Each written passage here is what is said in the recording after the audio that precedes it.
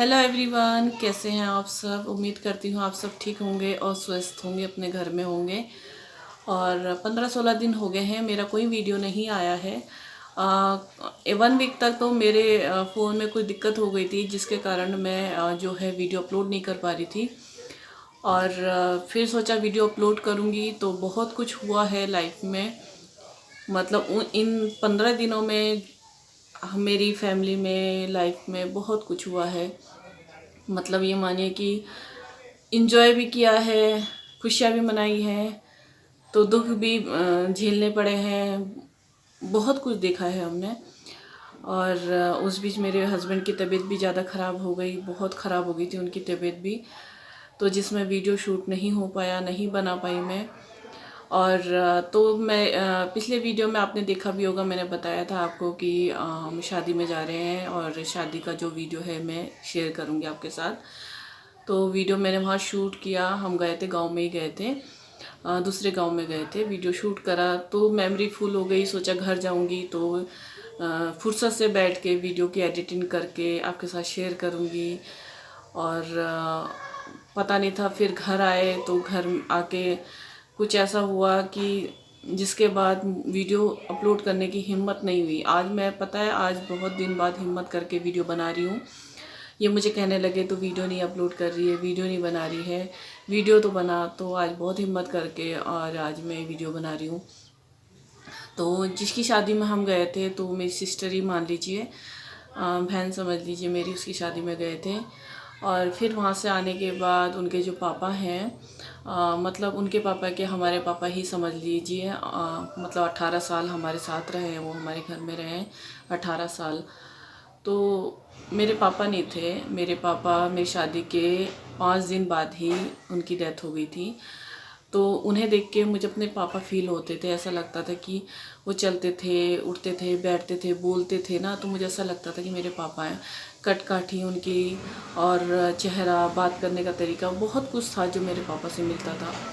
तो मैं कहती भी रहती थी अपने भाई से, बहनों से, मम्मी से कि ना अंकल के अंदर मुझे ना मेरे पापा दिखते हैं। तो बीमार तो वो पहले से 5 साल से थे बीमार। उनका जो लीवर है, लीवर पूरा मतलब ख़राब हो गया था। और अब तो ये था कि उनका लीवर पूरा ख़राब हो चुका था और एक किडनी भी उनकी ख़राब हो गई थी। और खाते पीते थे, लेकिन लिक्विड ही खाते थे। लेकिन ये था कि हाँ ठीक थे, बोलते थे। लेकिन फिर जब शादी से आए गांव में, मतलब यहाँ घर आए हैं देहरादून, उनकी हालत ज़्यादा ही ख़राब हो गई, बहुत ख़राब हो गई है उनकी हालत। और बस उन्होंने फिर 4 तारीख को जो है दम तोड़ दिया, मतलब वो हमारे बीच से चले गए।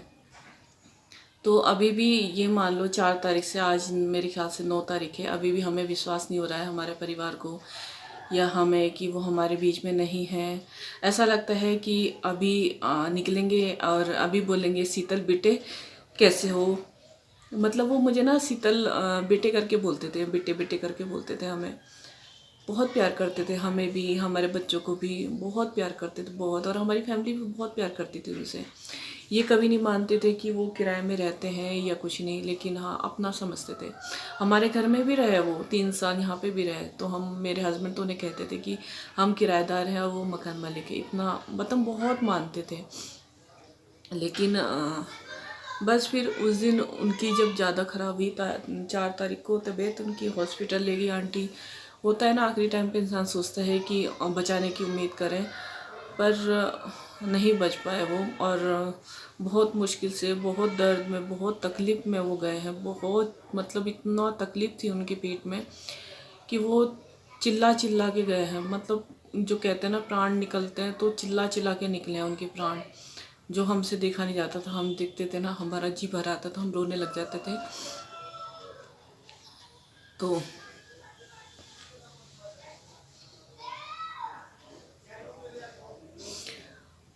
उसमें भी वही हुआ। मतलब 25 तारीख को शादी हुई थी उनकी लड़की की, और वो 4 तारीख को उनकी डेथ हो गई। और वो कह रहे थे, गांव से आए थे तो कह रहे थे 4 तारीख को मैं कथा करवाऊँगा लड़की की शादी की, क्योंकि देहरादून में ही हुई उनकी शादी, लड़की यहीं देहरादून में ही है। और बिजनौर में हुई थी शादी, बिजनौर गए थे हम। तो जब वो यहाँ देहरादून आए, कह रहे 4 तारीख को मैं कथा करवाऊँगा। बहुत खुश थे।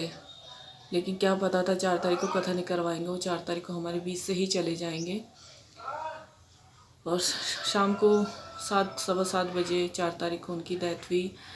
पूरी रात वो हमारे साथ रहे, हम उनके पास बैठे रहे। तो ऐसा लग रहा था कि जैसे वो सो रहे हैं, वो गए नहीं हैं, वो सो रहे हैं हमारे पास। जिसकी शादी हुई लड़की की, वो भी बेचारी मतलब एक सदमा सा मान गई थी, रो नहीं रही थी, बहुत मुश्किल से हमने उसे रुलाया है।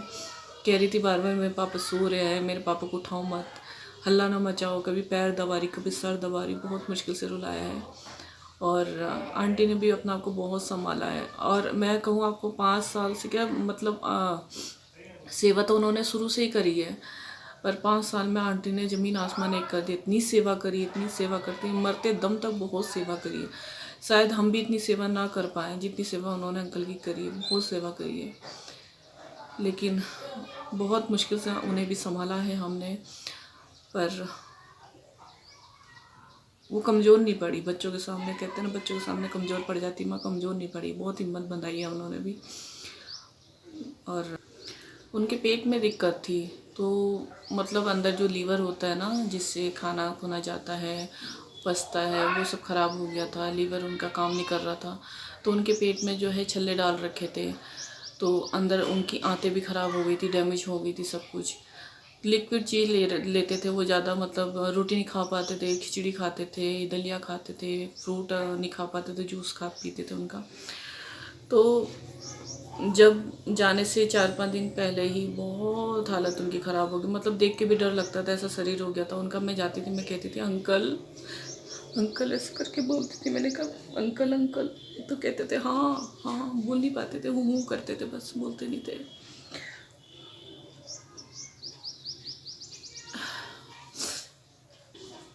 उनकी हालत देखी नहीं जाती थी। बस हम यही सोचते थे कि भगवान मुक्ति दे दे। इतने दर्द में, इतने तकलीफ में वो चिल्लाते थे, हम सोचते कि भगवान मुक्ति दे दे। तो बस 4 तारीख को उनकी डेथ हुई है, और अब तो 13वीं उनकी 17 तारीख को है। तो बस मैंने सोचा कि एक छोटा सा वीडियो बना के आपके साथ में शेयर करूं कि क्या हुआ क्या नहीं हुआ। बहुत कुछ हुआ। फिर अभी कुछ दिन 4-5 दिन पहले मेरे हस्बैंड की भी बहुत तबीयत ख़राब हुई। जिस टाइम उनकी डेथ हुई थी उस टाइम मेरे हस्बैंड की तबीयत ख़राब थी, बुखार खांसी जुकाम उन्हें बहुत था। और कुछ उन्हें सदमा लग गया अंकल का, क्योंकि वो अंकल को बहुत मानते थे, बहुत मतलब बहुत मानते थे उन्हें वो।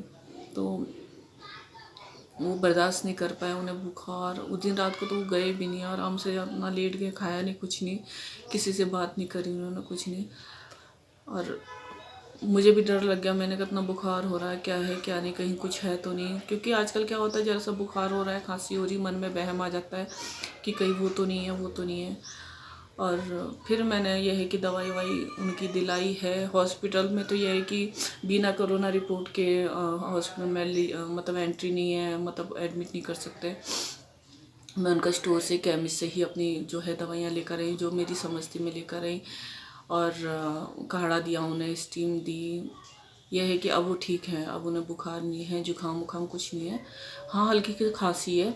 और जो मेरी वीडियो शुरू से देखते होंगे उन्हें पता होगा कि पिछली साल भी उन्हें इन दिनों ही खांसी की दिक्कत हुई थी। 3-4 महीने बहुत बीमार पड़े थे वो, और वही दिक्कत उन्हें अभी भी हो रही है। गले में दर्द है, मतलब खांस के, खांसी से गला उनका सूज गया है, पर आराम है उन्हें, वो ठीक है, उन्हें दिक्कत अब कुछ नहीं है।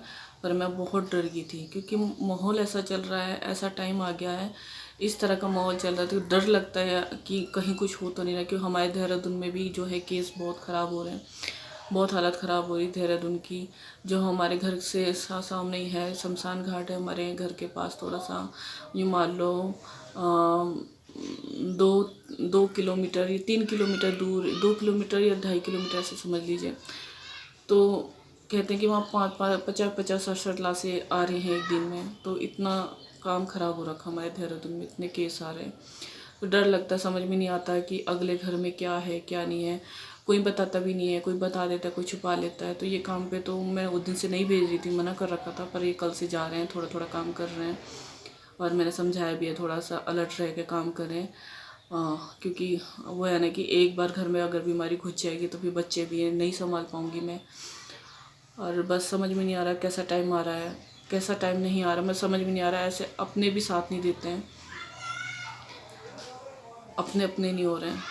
तो बस मैंने यही अपडेट आपको देनी थी, बताना था कि क्या हुआ है इस 15 दिन में। बहुत कुछ हुआ है, खुशियाँ भी मनाई है, शादी में गए थे हम, बहुत खुश थे हम सब ने, बहुत खुशी मन से शादी एंजॉय करी है। पर ये नहीं पता था कि उसके बाद घर जाके ये सब होगा। और बस शादी की वीडियो जो है वो शूट कर रखी है मैंने, अब इसके बाद आएगी तो उसमें मैं देखना आपको, हमारे अंकल को देखना कि हमारे अंकल ने भी डांस तक किया था उन्होंने, मैंने उनकी वीडियो बनाई है। उन्होंने खूब मतलब खुश थे वो, और खुशी खुशी उन्होंने अपनी लड़की को विदा किया है। तो जो है अगली वीडियो जो है वो शादी की ही मैं अपलोड करूँगी। और अभी तो ये बताना था मैंने, और बस भगवान से यही प्रार्थना करूँगी कि जल्दी से जो कठिन समय, ख़राब समय जो चल रहा है ये ख़त्म हो जाए जल्दी से। क्योंकि अब सुनने में आ रहा है कि तीसरी लहर आएगी तो बच्चों में आएगी। बच्चों का सुन के तो रोंगटे खड़े हो जाते हैं, रूह काम जाती है कि बच्चों में अगर हो गया तो बच्चे कैसे समझेंगे। बड़ों तो है चलो समझ जाते हैं, समझ जाएंगे, बच्चे कैसे समझेंगे। अकेले तो बच्चे रह भी नहीं पाते हैं, कैसे रहेंगे। तो मैं तो भगवान से बस यही प्रार्थना करती हूँ कि भगवान जल्दी से जल्दी ये मुश्किल समय जो है ख़त्म करे। बस अब बर्दाश्त नहीं होता, और बच्चों को तो किसी भी बच्चों को ना हो। तो बस यही अपडेट देनी थी मैंने। और जो वीडियो है वो अब आएगा, कल आएगा, परसों आएगा, मैं धीरे धीरे अपलोड कर दूँगी। और बस भगवान से प्रार्थना करूँगी, और आप भी प्रार्थना कीजिएगा कि हमारे अंकल जहाँ भी हों उनकी आत्मा को शांति मिले, मुक्ति मिले। और हमारे अंकल नहीं, हमारे पापा ही थे वो। ठीक है, फिर मिलते हैं अगली वीडियो में। नमस्ते।